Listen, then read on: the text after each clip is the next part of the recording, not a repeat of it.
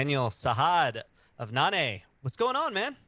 Hey man, it's a pleasure to be here. Just getting through the day, mixing some music, hanging out. How you doing? I'm doing great, man. Yeah. I see you in your home studio there. You got your guitar in the background, and I see a skateboard and an orange amp. And Yeah, some rack gear to my right, some amps to my left. There's all kinds of toys in here, man. That's yeah, fun. yeah. So you're in the middle of it. So thanks for hitting the pause button and jumping into the interview for a few. Hey man, I'm stoked to be here talking with you. So, you know, cool story. You had this great NPR Tiny Desk contest submission. I saw that you just put out a self-titled, album and a short film. But before we talk about that, why don't you take us all the way back and let us know how you got into music in the first place? Cool. Well, as far as getting into music in the first place, it was more like it was something that was I was always fighting this force within me, right? My parents are first generation immigrants from the Dominican Republic in the medical field, and I was kind of always wanted to follow in those footsteps, not necessarily because they were pushing me, but because it made sense. My lineage was that way. And so I kind of suppressed music for a long time until I started, I played some piano lessons when I was a little boy, kind of the same amount of time that kids play soccer that don't end up playing soccer. You know what I Right. mean? Like when you were like early elementary school kind of thing. Yeah, Yeah. and you play for like 3 years, and then you realize you're not good at soccer. Yeah. Um, um, but in high school and in college, I started experimenting with it more without having any real knowledge for it. But I did have, they say some of those neurons in your brain kind of remember, sounds or how sounds are supposed to be. That sound pleasing sounds, you know what I mean? Yeah. And so it actually emerged in college. I was in pre-med, I was in honors pre-med studying to, follow in these footsteps I was talking about. Mm. And I was quite miserable, right? I was like, shit, I'm not happy now. And there's about 12 years more of school to go down. Uh-huh. And to kind of to cope with that, I would play piano in the dorms and I would sing to myself. Each dorm had a piano at UT. And then I started realizing like every time I'd play and sing, even if it wasn't loudly to myself, people would clap and they would stand up. Mm. Sorry. Oh, sorry. So people would stand up and clap and stuff, and that was really flattering. And so I started to realize that this was a force within me I couldn't really fight anymore. And in one of these dorms, I was performing. A woman named Jenna came up to me and said, "Hey, I need you to meet somebody." And it was this dean of the music school. His name was Gary Powell. He was a Mm. producer for Disney for years and years. Mm. And he kind of hand selected students and he would train them to be studio vocalists. He Mm. selected like 8 a year. And I was one of those 8. So he's the one that kind of gave me my initial idea and confidence that I could become a musician and that I Mm. could, professionally do this, whether I saw, the scope of what it would come to be or not at the time. That was kind of like my first step into actually believing. And, meanwhile in college, I start to realize, okay, I need a transition. So I switch out of medical and go into PR and marketing. I'm like, I just got to get out of here. Maybe this can help me in my efforts down the road. Yeah. Ultimately, Yeah. ultimately it did. So I'm grateful for that. And through this Gary Powell connection at some performance with him, I did meet my co-founder of Nané, Ian Green. So it was really awesome and poetic. And years after we graduated, 2 years, we ended up starting Nané together. We were just friends who would play together when we were, hanging out with friends or drinking or just kind of, guitarists, man, when they get their hands on a guitar, they just start playing it. Yeah. You know, Totally. they'll look you in the eye and they're just playing the guitar. Yeah. And so we just realized we had a lot of chemistry and a lot of weight, and people were really paying attention when we would play. And so we started writing songs a few years later. And we added a bassist named Scott McIntyre from Berkeley. He was the first edition. Then we'd come to add Brady Knippa, who's the Dayglow drummer for the band Dayglow. And then lastly Mm. was Jerron Marshall, who's the keyboard player for the Black Pumas. Cool. Yeah. So, what were these performances that you were doing when that one teacher spotted you? Was you said it was a dorm performance? Were you just like, is that what you said it was? Yeah, man. So sometimes in college, I would either like just play in dorms to cope, and Mm. sometimes I would play at like sorority houses, and they'd give me free food. They were just Yeah. like, "Will you come sing for an hour, and we'll give you Uh-huh. free food for like the week?" And that's, I mean, Yeah. that was like a hell of a deal Yeah. for me. I'm like, yeah, I'll just go sing to some uh, pretty humans Yeah, yeah. and Got eat to hang out food. at the sorority house. Yeah, and And sing. What like were you playing with someone accompanying you? Were you playing guitar? Were you playing just to a track? Were you singing to a track, or how was that? Or you sing a cappella? Or no, I was just playing the piano and singing. So I would just play okay, based off of some chords that I would look up for songs or write new things, in my head. I heard a lot of music in my head before I was allowed myself to, discover what was going on inside of myself. And so that was a really explorative time. So I was able to mess around with those chords and write some songs before I even knew what I was doing. And it was felt really good, man. That was my release from this medical world and to some degree from an alternate reality I could have lived. And I'm grateful to see that following this path and having taken this step, it's brought me so much gratification and validation and satisfaction. However high or low we may be, it's beginning to work, and I'm proud of what we've done, and people are excited. yeah. I mean, I could see because you have you have such a fun, unique voice. I could see, why people would be turning heads and be like, "Hey, what is that?" Or like, "Come do that at, at the house or at my Yeah, dorm or whatever." yeah. So, I could totally see that. And how did your parents feel about, hey, I'm going to do, I mean, at least you were still pursuing something that could quote unquote lead to like a 9 to 5 or, a normal job. So Right. did that kind of soften the blow a little bit when you're like, I'm not going in the It, medical anymore. I'm going to do PR. It's business. It's still business. right. Still business. Yeah. I can still make money on regular schedule, you guys. No, Right. they were, obviously a bit shocked as I had only really versed one path to them for Mhm. so long. But I think they had seen the music within me ever since I was a little boy, and they did try to foster that in ways to the best of their ability. But they weren't disappointed by any means. They just really value higher education, like a higher academic education. And Right. so they Right. wanted to make sure that I graduated, in good standing with good grades and a Right. decent degree from a decent school. You Sure. know what I Sure. mean? So as long as I accomplished that, and I did that to merit their sacrifices and honor them. And as well as, I mean, college is such a developmental and fun, and also you learn so much about yourself. I learned a little bit about school, but I learned a lot about myself. Yeah. Yeah. Uh, but so yeah, I think they weren't disappointed. They were super supportive. They don't necessarily understand what I'm doing every day, as medical professionals from a different country. Like when I tell them that I'm a video producer or a music producer, or that I'm writing press releases, or that I'm doing branding for clients. Uh-huh. All of those, there's like that's their gray area for them. It's They're just like, you, gibberish. Yeah. yeah, you get money for that? And I'm like, Yeah. yeah, yeah, I get a little, Yeah. kinda. Yeah. Enough. Yeah. No, but I Yeah, get I mean, stressed. I mean that's awesome though. And PR and marketing is so important for, artists nowadays. Everybody's their own publicist and marketer nowadays. So I think that was a really good compromise. And obviously you had the music thing down a little bit. You were already getting people's attention, so it's not like you had to worry about. Although I could also say that you had the marketing down because you're getting people's attention and you're Oh getting yeah, man. invites. You're getting invites to. Were you? Were you?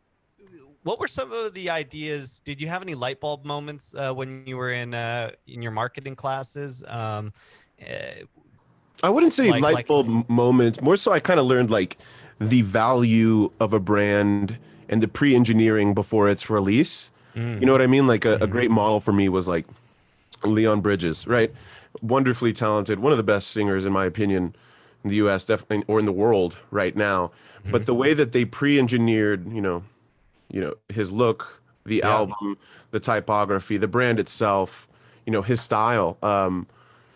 Not to say that it isn't mostly his talent, but you see a lot of visual engineering on this brand and yeah, gearing that really positioned it into the minds of consumers in a way that was reminiscent of something that they had seen before, but was fresh and new. And so that's kind of the things that I was trying to take with me is that. And like another really tangible example for me, more so tangible than the last one, is the Black Pumas, right? Because they're from this city. they are friends of mine. And being able to tangibly see their path and the value of their branding and how well it's stuck into the minds. Like you can't really forget it once you see it. And I really wanted that. And so that's why I pursued the same company that did their branding through friends and connections. There's a company called Preacher here in Austin and LA, and more places, I think. Mhm. And they did an awesome job with it, as well as, so a little bit about my path I haven't told you. So before I was allowed myself to become a musician, I was like, okay, I need to learn a little bit about engineering since I don't know anything about music. Maybe I'm going to be an engineer, a producer, and then I can become a musician. I was the kind of guy that sets up parachutes for himself so he never falls super hard, and so that I know the lay of the land before I allow myself to actually fight on the battleground, right? Yeah. So Art of War. the art of war, Sun Tzu in the flesh with Yeah. bigger hair. Yeah. No, so the day I'm graduating from UT, I'm on the floor with my cap and gown, and I get the call from the studio in town that they're going to have me as an intern called the Bubble Studios, and I'm stoked as hell. And I'm like, oh my God, this is awesome. I know this sounds super rude, but I have to hang up right now. I'm about to graduate right now. And so like I would come to start engineering there, and I did that for a few years. And then I was like, okay, well, now I've got a handle on a bit of engineering and production. Maybe I should start learning about management in case this doesn't really work out. So I sought out the best manager who I connected with the most in the city. His name was Pat Cassidy, who I think is just a brilliant genius. And I don't tell him that he is because he doesn't need to know that all the time. But Uh-huh. he was a manager for bands called like Wild Child and Whiskey Shivers and Trinidad James and Glorietta at the time. Hmm. And so he was my mentor for a few years. And I learned as much as I could from him and simultaneously was like, well, one day I might need videos, right? All of this time, not just sitting down and learning how to play the guitar, right? So just like kind of separating these two things for Yeah. you. Yeah. So I'm like, okay, so I start working with a video production company simultaneously. So Pat offers me this gig doing the marketing and PR and management for the Texas Chainsaw Massacre film franchise. So I'm learning some ins and outs of marketing and management there, working with some of his clients and simultaneously producing videos. And that kind of set me on my path. So when I finally I allowed myself, okay, some things have changed. It's time to finally dive off this diving board. That was the kind of background that I had. And that's what kind of went into the engineering of my brand and my positioning into the minds of consumers and the kind of music I wanted to write. I had to study for years in each thing. It was in the engineering and production in a studio, in the management field, and actually facilitating and running the logistics for artists, and then producing high quality videos with, a successful company. That was the kind of background I needed so that I felt safe. And I had this PR and marketing degree in the background. I All of these things weren't even necessarily what I was going for. They were Hmm. all parachutes I kept setting up for myself, and somehow they all actually ended up coming to my advantage. So, if anything, it's more. I didn't necessarily. I planned it halfway that it was like it would be useful, but it Right. was more so like I was setting them up as parachutes, not as like line items in what would be like a final punch. You know what I mean? Right. Right. Like Right. that would Right. lead to me actually doing music. But consequentially, they did. And so now I'm really grateful for those things. I know you didn't ask, but you did ask about my past. And that is kind of an Oh, important that's. part to why we have so many videos and why we've made certain decisions we did, you know? Oh yeah, 100%. That gives a clear picture of where you came from, and I think it, like you said, I mean, it seems like a great idea. Parachute or not, to be versed in all those areas. So you seem whether you could do any of those things. It sounds like now, but really, you're just kind of like a super group of the music industry, all in one man. Yeah, you know? I'm my own indie label right Yeah, now. So if you guys, exactly, if you want to exactly. sign any artists, Which, tell them not to come here. that's like a common theme with a lot of indie artists, except you actually have some formal training and professional training in all of those areas, which is awesome. Well, yeah, well, I didn't know at the time that, that music labels and kind of, indie artist representation would be geared in this way where artists would have to be every single facet themselves. I can thank my neuroticism for that. Uh-huh. And gratefully it brought me here. And now it's somehow constructive. It's one of the first times being neurotic has been constructive in my life, so I'm really stoked about it. Yeah. Well, I gotta say, with all that said, your Blue Velvet music video was just so fun and cool and stylish, and it got some attention from NPR's Tiny Desk concert or contest, I should say. Do you want to tell us a little bit about that? Oh, sure. So it's just our most playful song. It's, this flamboyant, playful drum of like confidence and letting go of insecurity. And it was probably the most explorative song I wrote on the record because it was like the third song I had written. And I was still discovering, I hadn't even written a song with high vocals, with falsetto vocals yet. I had written like Lady Bird and Do It Alone. I hadn't even known that I could sing in falsetto yet. And so I came up with this character at like 4 a.m. and I sent it to the band and I'm sure you've been in this position and so many musicians where you do something at like 4 a.m. with music and then you send it out to maybe your or you just kind of save it and listen in the morning. You're like, oh man, this is either shit or this is great. And it ended up being pretty cool. And the band gave me a lot of assurance. They were like, this is rad. And when we came to shoot a video for it to apply for the NPR apply, what is the word? Submit for the NPR. Yeah. Tiny Desk competition, Brittany Howard ended up choosing it as one of her favorites. We went into this laundromat. Our manager, we were originally going to shoot it in a studio, and she kind of pulled me back, and gratefully she did. Her name is Rebecca Mendoza, and she was like, "No, this needs to have your character. It needs to have your quality. It needs to be fun." And I was like, "Okay." We have like 2 days to do this. Let's go. So I rounded up the gang and we went into this laundromat. We tipped them $50 and we That's it, huh? Not bad. Yeah, man. We went in after we were like, you're not gonna tell anybody? Like, we're not gonna tell anybody. Oh, just like the guy who's working there. You're like, oh, okay, nice. We went in at like a 9 p.m. when they closed or 8 and we ran it 4 times. We had a small team, just a guy with running sound, I had this case of like 14 microphones behind me, brought all these mics, rented a few others, had a mixer there, just one guy, and then one guy on the camera, Gunnar and Brendan, and we just made something in 4 takes. And we were like, well, let's hope we get this. And I had kind of thought through some of my movements, right? Because there's a little bit of choreography that gets railed in the YouTube comments or admired, which I love. I love how polarizing this song is.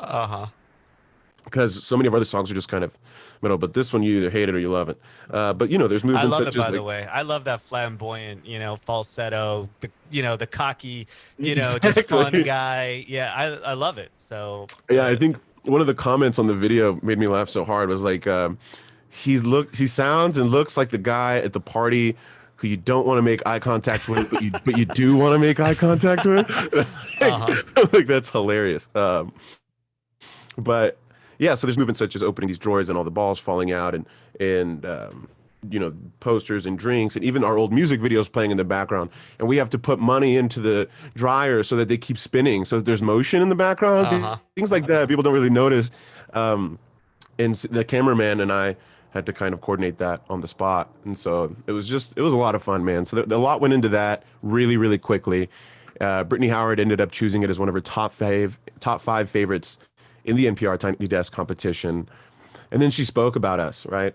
And she's my number one hero. Like when I first heard her voice, I was, I transcended space and time humbly. That was my reference for, I think everybody has an anchor for who inspires them most and a kind of not model my voice after, but taught me that I could sing, gave my voice space. And she was that person. Her and this other man named Moses Sumney were those people for me. But she was number one. And when I heard her say these wonderful things about me, I mean, I was just like shaking in the studio. I was working at the Chainsaw office, and I was like, Texas Chainsaw Massacre office. And I was like, I got to go to the green room for a minute. And I was just like, shaking. I was like, it's just unreal, man. Like, it's your number one hero recognizing something within you and within your band. And it's so validating for someone that's, this band is a year and a half old, including quarantine. I haven't been doing this for 10 years. And this was just, you know what I mean? This is just so new and such a huge leap and such a huge investment of time and money and energy. And to feel that, it's just, it makes you realize, well, at least I'm on the right path. And, I felt that before, but it's just a validating moment of beauty and love. Yeah, that's one of those things you'll probably remember forever, Oh yeah. hear of yours, noticing how cool your work is. So yeah, I think the laundromat was awesome decision. It just gives it so much more character and playfulness and originality. Yeah. That's probably one of the things that made it stand out to everyone who was taking a look at it. Because the studios, I mean, as nice as it is, it's typical. And Right. It's however you expected. guys recorded it, it sounds great. Whatever you guys did on that end, it sounds good too, despite dryers and everything, whatever you guys Oh had to man, deal you with. should have heard it before it was mixed by our friend Charles Godfrey, who's was one of the engineers at Sonic Ranch for years. But I mean, you could clap and you could hear it for about 4 seconds in there. You know what I mean? Like, "Caw, caw, caw, caw, caw." Yeah, yeah. So he really saved us there. Yeah, that's probably one thing that gave you pause about recording in there. It's just, concrete floors and, just all the echo that would go on in there. Yeah, that and like we used our fourth take, I believe, and we did them all back to back. And so I'm even like out of breath in a few scenes. I'm like, it is just so raw and so real, and I think that actually helped with the appeal of it to people. You know? Yeah. So that's great song. I like that song, Blue Velvet. Tell us a little bit about the self-titled LP you guys released. Man, so this has really just been a record that, it was my big leap into the music industry. Classic first album thing to say for people, but for me, this was a diversion from an entire life goal and life plan, and a big leap into the transition from, youth to young adulthood and what comes with that. The confidence required and the feigned confidence and the insecurity that you don't need. It's love and it's loss, and it's a lot of dichotomy and within each song. There's polarity, meaning there's two elements and then they're juxtaposed, right? So it's a lot of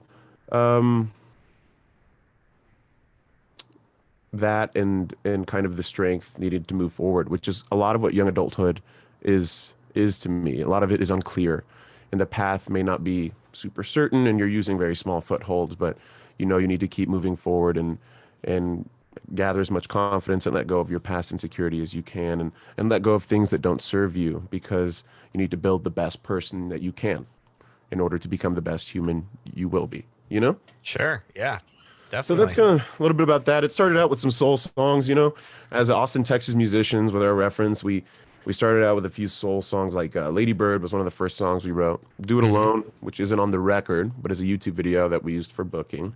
Hmm. Something's Gotta Give was one I wrote early on.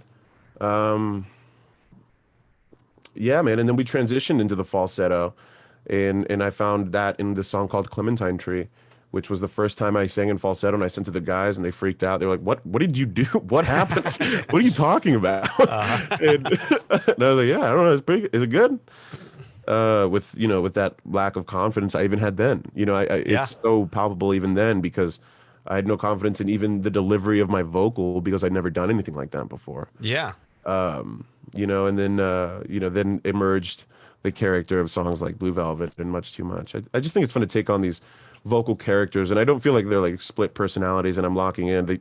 They do emerge naturally, but they are like, I do see consistencies and like, within them. Right.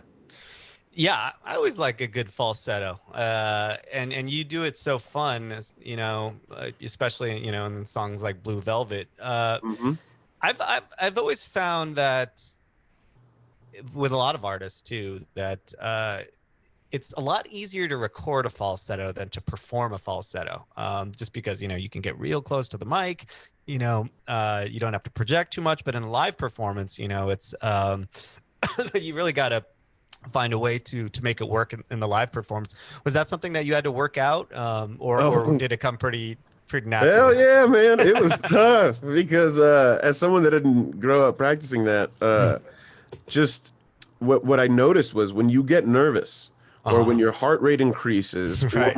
when fatigue starts to set in. You've Yeah. sang Yeah. 8 songs, your Uh-huh. falsetto is challenged, and so you need to strengthen, your diaphragm and train your vocal cords and warm up for like 45 minutes in order to prepare for things like this. Mm. Now I say that now, Yeah. But for the first few months, I had no idea that that's what you needed to do in order to be able to accomplish this. So Right. it's been a learning curve, and it's been fun and scary, and it all also happened so quickly, that Hmm. it's been such a whirlwind, man. Like we played our first show to humbly, just because of friends and some traction we had picked up. We played our first show to like 200 people. And then the Nice. first two or three shows were the same way. They were sold out, and we got to a place, within our first year where we were playing to 500 to 1,000 people. And so my point in saying that was that it all picked up very quickly, and I had to learn really quickly, and I needed Right. to deliver because it was ultimately the, my band is what lifts me up and what gives me the space to do what I do, and they are the most talented human beings that I've in my life. But the eyes, I know that I need to have this body control, and I know I need to have the stamina, and they're often divert to me. So I need to be able to deliver in order so we can all have a future together. Yeah. You know? Yeah. Yeah. The 45 minutes, huh? That's a good warm up. Hell yeah, man. I also have like this boxing thing where I used to do diaphragm exercises that only allow a certain amount of oxygen, and you have to bend a certain way to do it. Hmm. All kinds of different little things to help. It's really just diaphragm and the ability.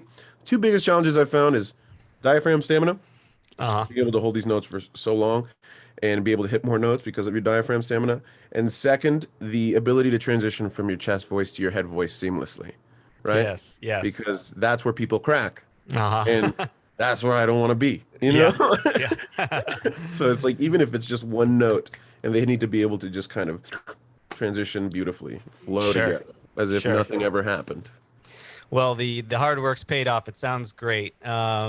So self-titled debut album, and then you also had a short film that you just dropped. Tell us a little bit about that. Sure. I mean, it's such a dear project to my heart. I mean, it was kind of the I wanted people to know a little bit more about myself, and so in one of the acts is focused around where I'm from, and I think the best way to illustrate that is my mom, Rosa Sahad, who's just the biggest beam of light I've ever met. And I know people say that about their moms. My mom's the best human I've ever met. All of my friends tell me my mom's the best human they've ever met. Mhm. You know what I mean? Like she is this wonderful person who has so much belief in me and has so much wisdom to instill in others. And I wanted people to see where I come from is best personified by engaging with her and putting her in front of the spotlight for a moment because she was always, I mean, I think that's where I get, the desire to perform. The older we get, we learn things about ourselves. And I'm a presenter, right? I make something and I want to show it to someone. And I Uh-huh. learn um and my mom is a presenter as well. She grew up singing, she grew up dancing, she grew up in plays and stuff like that. But in Dominican Republic, at that time too, what, 60s, 70s, whenever it was, it's even less viable for her to have pursued a career in entertainment. She didn't have that emotional space and the physical space to do something like that. And she went on to do medicine and, which is incredible and noble and a great career choice. But I wanted people to see where I get this will and this desire and this burning instinct to perform from, and it was her. And so there's a whole act that revolves around her, and it's in Spanish, and people get an inside look into where I'm from. And then, there's a few acts on some live performances of a song like Lady Bird, which had a string arrangement come in, and we did those lives in a few takes, and then just a really exciting act that was just for fun, right? I went down this rabbit hole one day, and I was like, how do I make this entertaining? How do I make this different? Hmm. And I thought, like, my ideal was to get, we're trapped, the euphemism. We're trapped in this bubble. We are forced to kind of live within this little bubble that we've created. We've learned who we can live with and who we can't live without. And at the same time that we have this block between us and the outside world, socially, emotionally, physically. And I was like, it'd be cool to connect with people, to bring them some sort of excitement by being able to all perform inside of these bubbles on the water in on the lake. Mm. And so I was like, that sounds ideal. Logistically, it was a nightmare Uh-huh. because I I knew that there would be a time limit, but I didn't realize how short the time limit was. It's 20 minutes of oxygen in the bubble.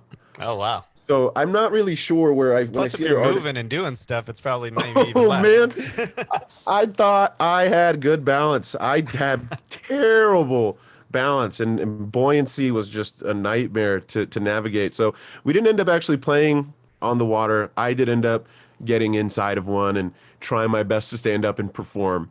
But ultimately getting the band tethered, six bubbles, giant plastic, the flaming lips bubbles. Right. I saw Wayne Coyne did another NPR performance in those like a few weeks ago, and I was like, Uh-huh. oh, hell yeah.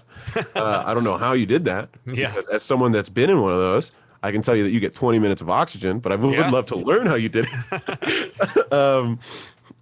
So we ended up just getting in those and running around and fake performing, and something that was, because I had to say to my band, well, you're each gonna have a pocket knife in case you can't get out and you need. And I was like, man, if I have to say that as your trusted leader who you've Yeah. given this will to, in canned good faith, promise that it's safe or healthy. So I was like, Right. cut it.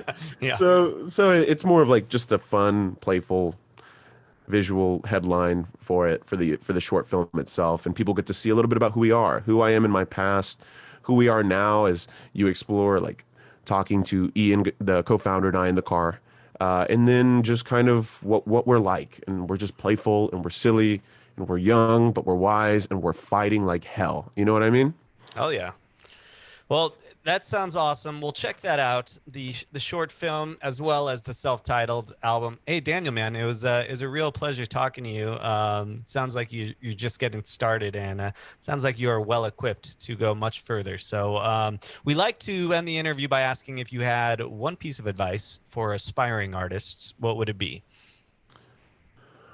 One piece of advice that I have for aspiring artists would have to be that when you have a song and you've created it and you've come all this way, you've put your inspiration and your heart into this song, that is the beginning. You need to think of your song and your band as a house, and you need to create as many doors and windows to the house as you can. Meaning one song can also have one video, can also have one t-shirt, can also have one sticker, can also have the creation of a YouTube channel, can also have the release of a TikTok video. And those 7 things can be spaced out over the course of 1 month in a way that allows you to continue to pick up traction and allows you to remind people that you exist and allows you to truly like utilize the Instagram algorithm where 10% of people see your post, and Facebook, or even a smaller percentage of people see your post. Like, don't think that when you've created something that it just immediately deserves recognition. Now it might, but you need to fight to find your fans because they deserve to hear you. So you need to work at your actual release schedule. You need to work on that just as hard, if not 100% times harder than you did on the song, because those people deserve to see you.